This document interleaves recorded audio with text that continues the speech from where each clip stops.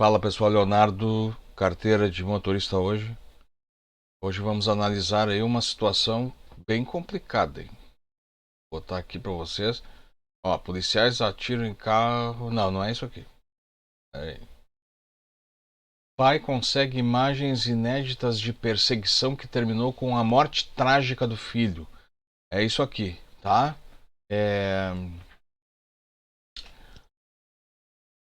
Quando a gente comenta, inclusive eu comento isso em aula com os meus alunos, pessoas utilizam os veículos como arma. Tá, vamos ver agora. Atenção, tem novidade. Obrigado, nada. Daqui a pouco tem mais nada comigo aqui. Tem novidade no caso do atropelamento que matou o motociclista Maicon Vinícius Assis Valome, de 20 anos, na Grande Curitiba. Vocês viram o carro pulando o quebra-molas? Olhem, vou botar até em velocidade, baixar a velocidade aqui. Vou tirar o som.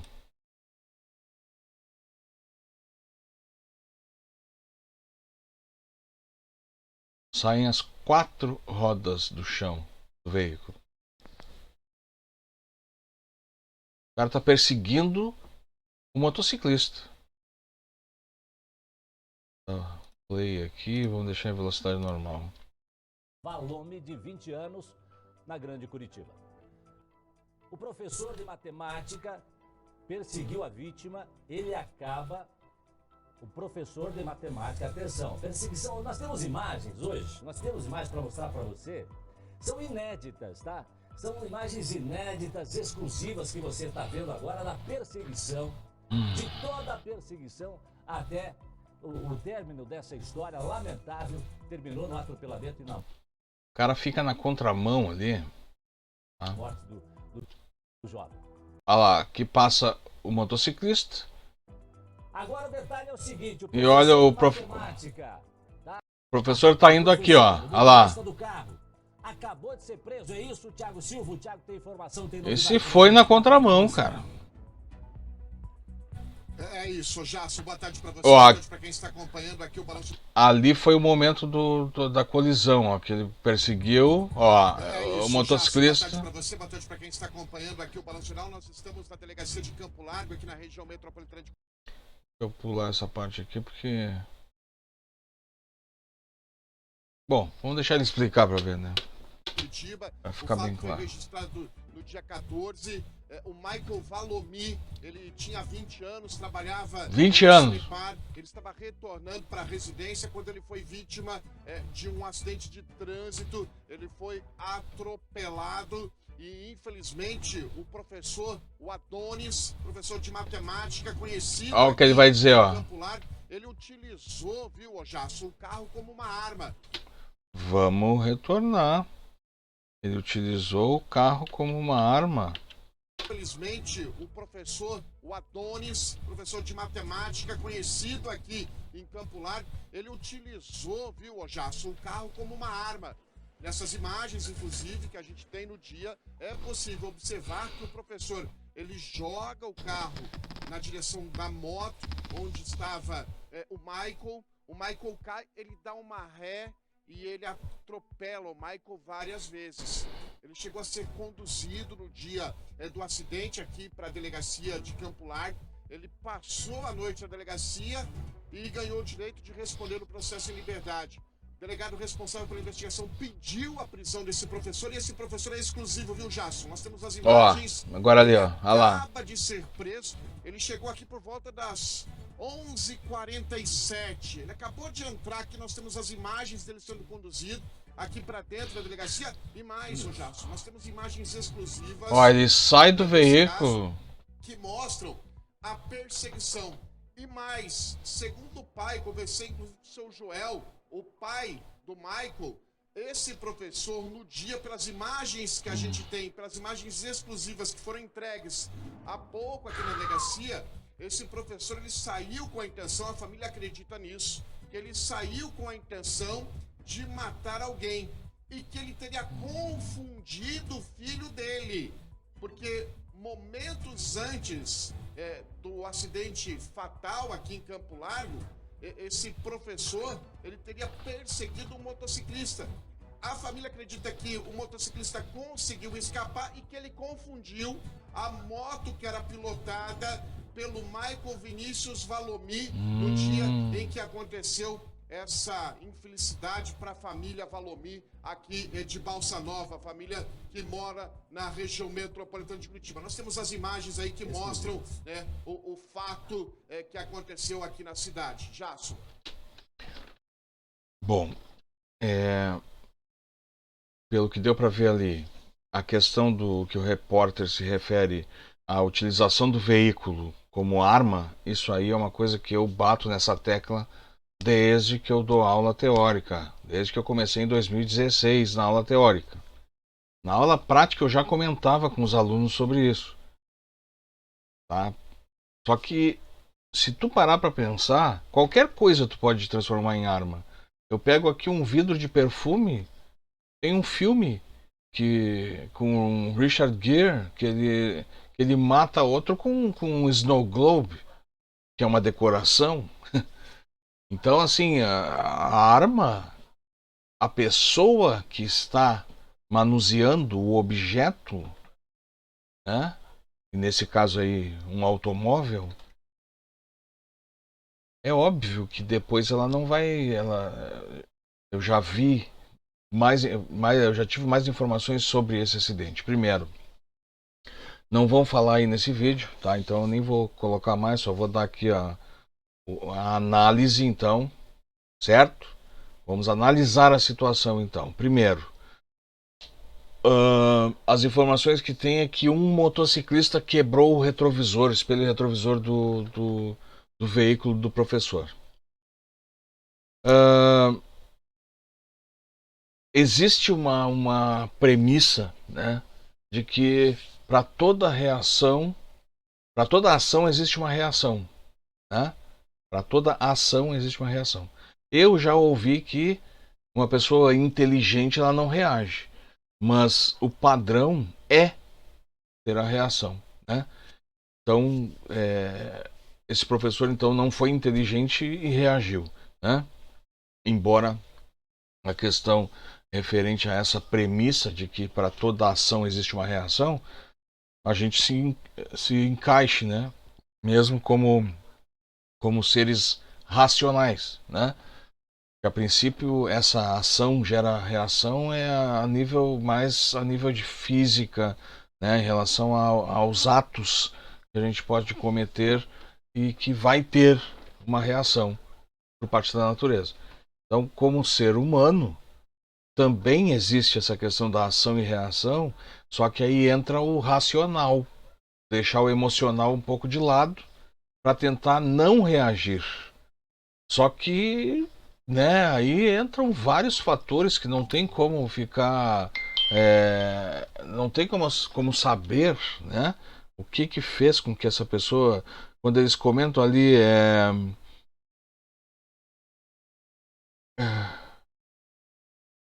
quando eles comentam ali que que existiu uma situação que o cara saiu para pegar alguém, não quer dizer que tenha sido saiu de casa para fazer isso.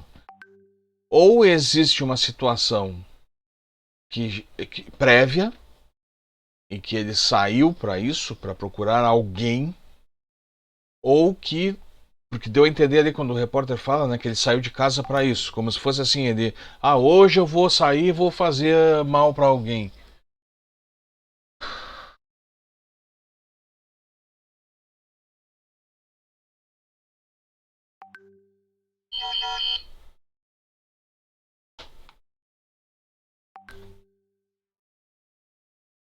Olha, cara, parece que adivinham quando eu começo a gravar, cara.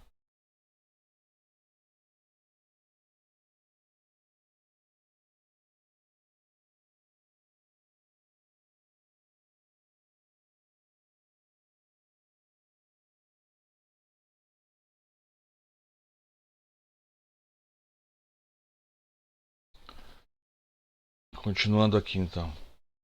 A análise, agora, vou analisar a situação baseado em comportamento humano, perfil de quando a pessoa assume o volante de um veículo, certo? E aí existe uma situação importantíssima que é nós, seres humanos, desde a infância a gente já desafia a lei. E qual lei que a gente desafia quando criança? A autoridade dos pais. Então, a gente cresce, a gente consegue ter a nossa autonomia, a gente fica adulto e sai da mira do pai e mãe, não que não tenha cuidado mais contigo, mas aquela questão de tu fazer as coisas e eles estarem, né, te cuidando para ver se tu vai fazer a coisa certa ou não, e isso depois, mesmo o Estado não tendo a tua tutela, passa a ser responsabilidade dele, mais ou menos, tá? Então tu tem o município, o Estado e o país te monitorando para te não fazer porcaria e eles terem que arcar com as consequências, né? Então o que acontece? Existe a fiscalização. A fiscalização, a princípio, é para organizar o trânsito. Devido ao nosso comportamento no trânsito é que existem as multas, tá? Obviamente que tem situações aí no Brasil que são diferenciadas, e aí eu deixo a critério dos comentários de vocês aqui no vídeo, porque eu não tenho como saber, né? Cada região é uma situação, tem as suas peculiaridades. E nesse caso aqui, tá na cara que os resquícios de 2020 até agora ainda não terminaram. As pessoas ainda estão com os nervos à flor da pele. Tem pessoas que perderam emprego. Tem pessoas que tiveram que mudar de ramo por causa disso, né? Que aconteceu de 2020 para cá, né? Que estamos fora hoje, mas sempre com receio, né? De que possa voltar algum outro tipo. Então, assim, ó, as pessoas não estão tendo mais tolerância, certo? Aquela empatia que se espera no trânsito, aquela gentileza, já não tinha, então piorou mais. A ação vai ter reação sempre.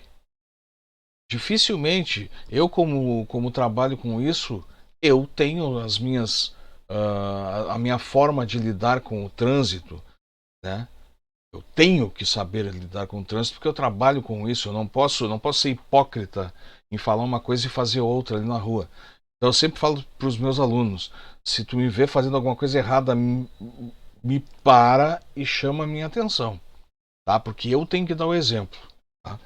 Então assim, ó, eu faço a minha parte, tá? Eu tenho cerca de 30 anos habilitado, não tenho infração. Então assim, ó, sendo que 22 anos como instrutor e 8 anos de, mais ou menos, não chega a 10 anos de... não, tem que dar para dar 30, né? 22 mais 8 de condutor, sendo que eu me considerei sempre um bom condutor e me considerava um bom condutor, né? Então não é por querer me gabar, não é por querer, né, dar uma de bonzão aqui e nem dizer que eu sou infalível. Uma coisa é tu não ser autuado, a outra é tu não errar nunca, né? Não estou dizendo que eu não errei nunca. Eu posso ter errado e não ter a autuação. Então eu posso ter também sorte de não ter fiscalização em algum momento que eu tenha errado, né? Mas a questão é que eu não tenho infrações. Bom, se caso, e aí vem o erro da grande mídia em geral, não só da maior, mas de outras, né, que ficam na volta ali da grande mídia, há alguns anos teve um programa muito famoso aí de uma pessoa até que já faleceu, que engrandeceu motofretistas e mototaxistas que quebravam espelhos dos outros condutores. Chegou a levar para fazer entrevista na TV. Isso aí dá um aval, dá uma força para esse tipo de coisa. A gente não tem programa que leve para ensinar manobra de Heimlich, por exemplo. Não tem programa sobre trânsito, né? Mas para levar uma pessoa que faz a coisa errada, aí tem, né? Para falar sobre o motociclista que quebra espelho, né? Porque o que eles alegam? Que a pessoa fechou eles e não precisa ter espelho, porque já que não está usando, aí eles quebram. Então tem motociclistas que quebram o espelho e caem. Tem motociclista que inclusive tem vídeo filmado de pessoas motociclistas sendo alvejado e ficando paraplégico. Porque houve a ação e houve a reação. Beleza? O que nós temos que pensar? Haverá punição? Sim. Mas a pessoa sobreviverá? É isso aí que a gente tem que pensar. Não é só pensar que tu tens preferência, que tu tem prioridade, né? A velha história do ele não é louco, não tá me vendo. Né? A gente tem que pensar tudo o contrário. É louco e tá me vendo, mas vai continuar acelerando o veículo e eu que vou ter que parar. Não adianta eu querer me meter na frente do veículo porque eu tenho preferência, porque eu sou pedestre e o freio do veículo não funcionar. Então, nesse caso aqui, realmente a pessoa utilizou o veículo como arma, seja como tu quiser imaginar, um tanque de guerra ou uma arma mesmo, né? Letal. Se parar para pensar, é 1 tonelada em movimento. Se tu pegar um veículo a 50 km por hora, qualquer coisa que estiver dentro do veículo em movimento e houver uma parada brusca, aumenta 35 vezes o peso desse objeto, das pessoas. Então, assim, tu imagina um veículo de 1 tonelada, 1,2 toneladas só de peso bruto total, né? Ali, o próprio veículo com a pessoa, ou ocupantes, carga, o que for. Vamos botar 1 tonelada de 200 a 100 km por hora. Qual o peso? Eu não sei a expressão se é peso aparente ou peso... Tem uma outra expressão de física, né? Qual seria o peso desse veículo a 100 km por hora? Certo? E a pessoa ali dentro do veículo, ela se considera que o veículo é a extensão do corpo dela. Muitas vezes o cérebro ele não consegue conceber a velocidade, porque um veículo a 30 km por hora ele anda 8,9 metros por segundo. Eu gosto de arredondar para 10, que fica mais fácil. Tá? Então 30 km por hora, 10 metros. 60 km por hora, 20 metros por segundo. Sempre friso isso, é 8,9, mas vamos arredondar para 10 porque aí fica mais fácil de fazer os cálculos. Tá? Se tu pega 10 metros, dá 10 passos e cronometra no teu relógio para ver se tu consegue em 1 segundo dar 10 passos, não é correr, 10 passos de um adulto que dê 10 metros em 1 segundo. Então, leva um tempo para a pessoa entender isso e às vezes a pessoa não consegue entender. Tem várias coisas que as pessoas nem sempre vão saber, porque nem sempre elas vão precisar utilizar. Uma frenagem de emergência. Pode ser que a pessoa nunca precise fazer. Se habilitou, daqui a 50 anos vai fazer uma frenagem de emergência, nunca fez. E aí? Ah, mas então isso aí deveria ser feito na autoescola, isso e aquilo. Com 20 aulas, já não dá tempo quase de fazer o que é necessário para que a pessoa passe. Querem colocar mais coisas ainda e dentro das 20 aulas. Sinto muito, mas para fazer algo a mais, tem que botar mais no mínimo 5 aulas. E aí ninguém quer, né? Porque ninguém quer pagar. A grande verdade é que todo mundo quer o quê? A habilitação para poder conduzir o veículo. Aprender, dificilmente tu pega alguém que realmente quer. É obrigação de estar na sala de aula fazendo a aula teórica, obrigação de fazer prova teórica, e aí para chegar na prática, e aí de repente ali baixar a guarda. porque eu já dei aula prática junto com a teórica. E muitas vezes o aluno que era o bambambam dentro da sala de aula, na hora da prática chegava lá que era um, não, né, nem dava um pio, né? Era assim, totalmente diferente. Aquele corajoso de dentro da sala de aula, chegava no carro ali, um doce. Por quê? Realidade, né, cara? Olha novela, olha filme, o cara tá dirigindo aqui, olhando pro lado, pois é, né, fulano, e não sei o que, fala 5 minutos olhando pro lado. A pessoa quer repetir isso na vida real, não dura nem uma quadra. Tá? Então, o que aconteceu aqui?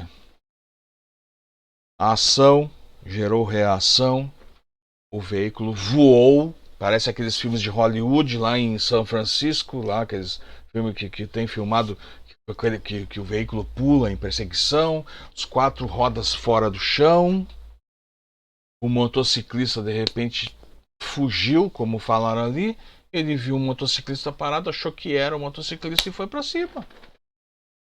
Ok, agora ele vai dizer que ele se arrependeu, que ele não queria, que ele não foi por querer, porque ele perdeu o controle do veículo, começa a chorar, e aí é a velha história de sempre. E nós temos o artigo 302 do Código de Trânsito Brasileiro, que fala que o homicídio culposo, que a pessoa tem culpa e não tem intenção, é o que tem. O que eu vou conseguir fazer com uma pessoa que não é uma pessoa, um cidadão de bem, que não é um bandido, que não é um assassino, mas que mata no trânsito? Como tratar se nós temos o presídio é o mesmo para todos? O presídio é para condutor infrator criminoso, assim como para assassino, pedófilo, o que for. Então não tem separação. Acho que as pessoas têm que se ligar mais disso. Olha, se eu for preso, eu vou ir para o meio lá dos bandidos. Né? Porque já que vai ter a reação, então que pelo menos haja também a reflexão. Porque ele pôde refletir muito tempo até chegar até o motociclista. É uma pena, né? Essa análise aí é puramente hipotética, né? Porque a, a verdade fica com a pessoa. Ela vai poder até falar a verdade lá na delegacia, mas se ela quiser falar uma outra situação, ela fica. Eu já ouvi. Eu sempre pensei que pessoas não pudessem levar segredos para o túmulo, mas aí um dia alguém me falou assim: mas eu não vejo nada demais em uma pessoa levar segredos para o túmulo. Então quer dizer que tem situações em que a gente nunca vai saber qual foi a verdade, né? Agora fica a mercê da justiça, né? Temos a Constituição, temos o Código Penal e temos o Código de Trânsito Brasileiro. O Código de Trânsito Brasileiro ele tem o artigo 302, homicídio culposo. Não temos doloso no Código. Mas não quer dizer que a pessoa não possa ser punida. Por quê? Porque a partir do momento em que a pessoa ela comete um crime no trânsito, ela tem a cassação da habilitação, ela volta a ser inabilitada, ela volta a ser pedestre. Então, a partir daí, quem é que age? O Código Penal. Então, tem chances de a pessoa ser punida realmente por mais que ele esteja livre, porque é aquilo que eu falei, a pessoa não representa problemas para a sociedade. É uma pessoa que tem residência fixa, trabalho, é um professor, né, de repente ali perdeu a cabeça, mas uma vida se foi. Então a justiça é que vai decidir. Mas essa questão de a pessoa... Por que tem ali a cassação no Código de Trânsito Brasileiro? Nós temos a SDD, que é a suspensão do direito de dirigir, no mínimo 2 meses. Temos a cassação, que é no mínimo 2 anos. Por quê? Justamente por questões de processo e tudo mais. A pessoa tem 3 tipos de penalidade. Ela tem a penalidade que é a restritiva de direito, a privativa de liberdade e a pecuniária. E elas podem ser as 3 aplicadas juntas. Então, uma coisa assim que eu quero comentar com vocês, né? Infelizmente, nem todas as reportagens a gente consegue saber o desfecho depois. Isso eu acho um erro por parte da mídia, né? Desses programas, principalmente que trabalham com, com esse tipo, né? Underground, vamos dizer assim, né? Que trabalha com com as coisas ruins, né? Que acontecem no dia a dia. Eu acho que eles deveriam fazer uma planilha, um, ter um controle para dar o desfecho daqui a tanto tempo. Ó, vocês lembram aquele caso que aconteceu há tanto tempo? Ó, o condutor foi punido. Ó, o condutor foi absolvido, mas teve que pagar uma indenização para a família recebeu. Claro que não tem valor, não tem preço a vida, né, humana, mas obviamente que para facilitar as coisas, principalmente, né, no caso de uma pessoa que é quem sustenta o lar, de, né, dar ali, o juiz geralmente faz um cálculo de quanto tempo, né, que a pessoa, se tem filho e tudo mais, essa pessoa pode ter que pagar a cesta básica, pode ser que tenha que pagar algum valor até uma certa data, ou um valor total.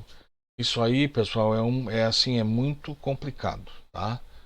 Foge totalmente da minha alçada, mas dentro do que eu conheço da parte de legislação de trânsito, não é bem assim chegar e achar que a pessoa já vai sair algemada e ir para a prisão. Acontece isso quando a pessoa não tem habilitação ou ela está com a cassação ou suspensão do direito de dirigir. Aí é outro departamento. Mas se esse professor ele não tem nenhum problema se ele não estava embriagado, se ele não estava com problema na habilitação, se ele não tinha nada, é, é, é, é mais, digamos assim, o código de trânsito está protegendo ele ainda. Entendeu? Que vão ter que fazer aí? Vai depender da família, se vai entrar com uma ação contra ele. Aí o advogado vai tentar derrubar o código de trânsito, tirar ele de lá e trazer para o penal, mas aí tem a Constituição também, direito à ampla defesa e tudo mais, contestação, e aí vai embora. Então, entenderam? O que é melhor? Que não aconteça. Era simples. Dava tempo de ele desistir da ação. Você não pode deduzir que o motociclista, aquele ali, era o que estava fugindo. Obviamente que a polícia vai atrás disso aí, vai ver câmeras para ver se fecha, se é o mesmo, ou se a pessoa simplesmente morreu por estar no lugar errado, na hora errada. Certo? Então, é uma pena, né? Maicon Vinícius Valomi, a vítima aí, 20, 20 anos. Ontem eu vi esse vídeo, eu tava como se fosse 30 e poucos, mas 30 e poucos foi o outro vídeo, aquele do mototaxista, que está aí no canal também, que foi parar para ver ali um acidente e acabou sendo atropelado por um bitrem, né? As coisas que estão acontecendo aí, o comportamento humano ele está mudando e não está voltando ao normal. Não está voltando assim, tipo, ah, não, agora passou tal coisa, eu vou voltar. Não, tá mudando mesmo e não está voltando ao normal. O celular, as pessoas estão mais preocupadas em registrar as coisas do que ajudar. Isso aí é tudo coisa que a gente tem que estar atento. Pensem sempre assim, ó. Uma frase que eu sempre digo, tá? Na aula. Pagar para não se incomodar, que é referente a taxas, tudo mais que tu precisa pagar, as obrigações. Então tu paga para não te incomodar. Certo? Pagou, tá tudo certinho, beleza. Outra. Os usuários, eles são imprevisíveis e incontroláveis. Tu não tem como prever o que eles vão fazer e nem controlá-los. Tu te controla e tu sabe o que tu vai fazer. O veículo ele não age sozinho. Quando existe alguma situação de perda de controle do veículo, aí é por algum fator externo, um pneu furado, um buraco, alguma coisa assim, né? A própria parte mecânica do veículo, mas o veículo ele anda rápido. Se tu quiser que ele ande rápido, ele anda devagar. Tu querendo que ele ande devagar. E não partir do princípio que não possa acontecer o acidente. A direção defensiva, ela trabalha em cima de probabilidades, infelizmente, que são para o lado do acidente acontecer. Então, dentro dos elementos da direção defensiva que nós temos em um dos módulos da primeira habilitação, está a previsão. A previsão seria o quê? Previsão referente ao trânsito, previsão referente aos... aí eu vou ter previsões hipotéticas, tipo assim, está vindo um pedestre que está se dirigindo para a via. Eu tenho que partir do princípio que ele vai atravessar, não posso partir do princípio que ele me viu e que ele vai parar. Agindo dessa forma, eu consigo evitar um acidente. Se eu, tipo assim, bom, não é louco, não vai atravessar, e ele atravessa, vai ser muito pior. Eu tenho que deixar de lado orgulho, ego, autoconfiança em excesso. Eu tenho que ser confiante, mas não precisa eu exagerar. Não vê muito vídeo do russo aquele aí que dá zebra. Mas ele fala certo na questão do ego. O ego tem que ficar embaixo do teu sapato. Tem que virar pó. Principalmente quando tu for pegar um veículo. Em que a gente... se tu for ver, uma das regras é... Se tu for dirigir, esteja bem. Esteja descansado. Não tenha problemas emocionais. Não beba. Bebidas alcoólicas, que a lei seca no Brasil é desde 2008, e a partir de 2012 a lei seca se tornou tolerância zero, e mesmo assim as pessoas são pegas embriagadas. R$3.000 de multa, e às vezes são pegas reincidindo na mesma infração e pagam o dobro. Isso quer dizer que dentro de um ano eles vão gastar R$9.000 e vai ter a cassação da habilitação por 2 anos. Então ela vai gastar 9.000 de multa, mais os problemas que foram gerados pela infração, e depois vai ter que se reabilitar. É dinheiro que vai fora pelo ralo. A pessoa quer viajar, reclama que não pode porque não tem dinheiro, mas se embriaga e vai para o trânsito, leva multa de 3.000. Vai ter que pagar, porque senão não dirige mais. Certo, pessoal? Então, mais essa análise aí. Uma análise não muito técnica, certo? Dentro dos meus conhecimentos e que mais ou menos dá para vocês terem uma ideia através das imagens. E reforçando, vamos usar menos buzina, mais freio. Também é uma frase que eu uso muito em aula. Menos buzina, mais freio. Por quê? A pessoa vê buzina, em vez de frear, a buzina. A buzina não vai tirar a pessoa da frente. A buzina vai paralisar o pedestre. O pedestre vai ficar paralisado e vai ser atropelado igual. A buzina ela serve como para evitar o acidente. Ela deveria ser usada como um sistema de segurança ativo. O que é um sistema de segurança ativo? Para evitar o acidente. Se não está evitando o acidente, é porque está sendo utilizado de forma errada. Buzinou e mesmo assim houve a colisão, esqueceu do freio. Evitou o acidente, vai embora e deu. A menos que exista alguma situação. Tu pode parar para ir lá ver se a pessoa está bem. Porque pode ter um susto e a pessoa ter algum mal súbito, alguma coisa assim. Mas não houve colisão, não houve acidente, não vai tirar satisfação. Não vai lá dizer que não houve acidente porque tu freou, porque não sei o que mais. Não houve, vai embora. Certo? Quero dar mais dicas aí, vai ter mais vídeos. Se inscrevam no canal aí, Carteira de Motorista Hoje. E vamos para cima, vamos mudar esse trânsito. Eu conto com vocês, conto com meus alunos e conto com os inscritos e Brasil afora. Certo? Um grande abraço a todos. Até o próximo vídeo, pessoal. Se Deus quiser. Vamos lá.